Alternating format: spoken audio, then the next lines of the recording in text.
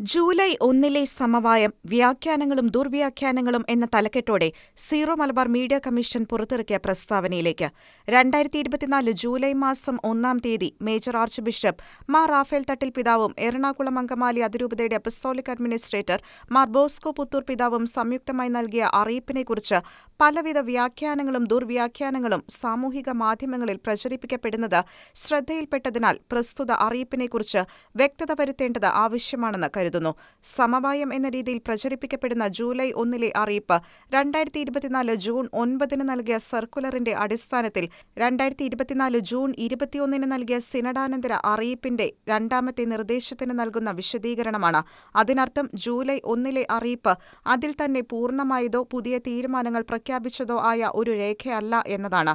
2024 June 9 നൽകിയ സർക്കുലറിലെ നിർദ്ദേശങ്ങൾ June 14-നും 19-നും കൂടിയ ഓൺലൈൻ സിനഡ് സമ്മേളനം ചർച്ച ചെയ്ത് നൽകിയ പ്രായോഗിക നിർദ്ദേശങ്ങളാണ് ജൂൺ 21 സിനഡാനന്തര അറിയിപ്പ്.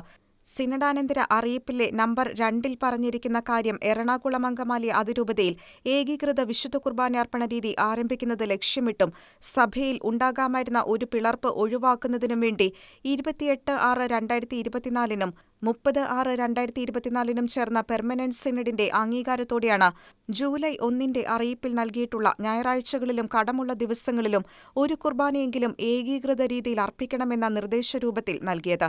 സിനഡാനന്തര അറിയിപ്പിലെ നമ്പർ 2 അടിസ്ഥാനത്തിൽ ആ നിർദ്ദേശം പോസിറ്റീവായി നൽകിയാൽ ഏകീകൃത രീതിയിൽ ഒരു കുർബാന ചൊല്ലിത്തുടങ്ങാനുള്ള സന്നദ്ധത മധ്യസ്ഥന്മാർ മുഖേന അതിരൂപതയിലെ വൈദിക അൽമായ പ്രതിനിധികൾ പ്രകടിപ്പിച്ചതിനാൽ ഇവരുമായി ചർച്ച നടത്തുന്നതിന് അഭിവന്യമാർ ജോസഫ് പാമ്പളാനി പിതാവിനെ നിയോഗിച്ചത് 30/6/2024 ചേർന്ന പെർമനന്റ് സിനഡാണ്. ജൂലൈ 1 അറിയിപ്പിന് ആസ്പദമായ ചർച്ചയിൽ പങ്കെടുത്ത് ഒപ്പിട്ടിരിക്കുന്ന എറണാകുളം അങ്കമാലി അതിരൂപതയിൽ നിന്നുള്ള വൈദികർ ഏകീകൃത രീതിയിൽ ഒരു വിശുദ്ധ കുർബാന പോലും പരസ്യമായി അർപ്പിച്ചിട്ടില്ല. അതിൽ ഒപ്പിട്ടിരിക്കുന്ന അൽമായർ വിവിധ ഘട്ടങ്ങളിൽ പ്രസ്തുത ചർച്ചയിലെ നിർദ്ദേശങ്ങളെ തള്ളിപ്പറയുകയും തങ്ങൾ അതിൽ നിന്ന് പിന്മാറുമെന്ന് അറിയിച്ചിട്ടുമുണ്ട്. അതിനാൽ സമവായം എന്ന നിലയിൽ പ്രസ്തുത അറിയിപ്പിനെ വ്യാഖ്യാനിക്കുന്നതിൽ അർത്ഥമില്ല. ജൂലൈ 1 അറിയിപ്പിൽ പറഞ്ഞിരിക്കുന്ന പ്രകാരം പരിശുദ്ധ സിംഹാസനം നൽകിയ നിർദ്ദേശങ്ങൾ പാലിച്ചുകൊണ്ടാണ് അതിരൂപതയിലെ 8 ഡീക്കന്മാർക്ക് പുരോഹിത പട്ടം നൽകിയിരിക്കുന്നത്. അവർക്ക് ഏകീകൃത രീതിയിൽ മാത്രമേ വിശുദ്ധ കുർബാന അർപ്പിക്കാൻ അനുവാദമുള്ളൂ. അതിനുള്ള സാഹചര്യങ്ങൾ ഒരുക്കാൻ അതിരൂപതയിലെ മറ്റു വൈദികർ തയ്യാറാകണം.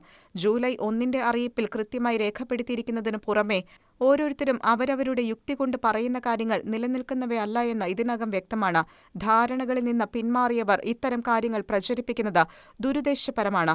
വിശുദ്ധ കുർബാന അർപ്പണവുമായി ബന്ധപ്പെട്ട് കോടതികളുടെ ഓർഡർ ലഭിച്ചിട്ടുള്ള എറണാകുളം അങ്കമാലി അതിരൂപതയിലെ പള്ളികളിൽ കോടതി തീരുമാനമാണ് നിലനിൽക്കുന്നത് എന്നത് വ്യക്തമാണ്. അതേസമയം ഏകീകൃത കുർബാന തങ്ങളുടെ ഇടവകകളിൽ അർപ്പിക്കണമെന്ന ആവശ്യവുമായി കോടതികളിൽ കേസ് കൊടുത്തിരിക്കുന്ന പള്ളികളിലും ജൂലൈ 1 അറിയിപ്പ് പ്രകാരം ഏകീകൃത രീതിയിൽ വിശുദ്ധ കുർബാന അർപ്പിക്കേണ്ടതാണ്.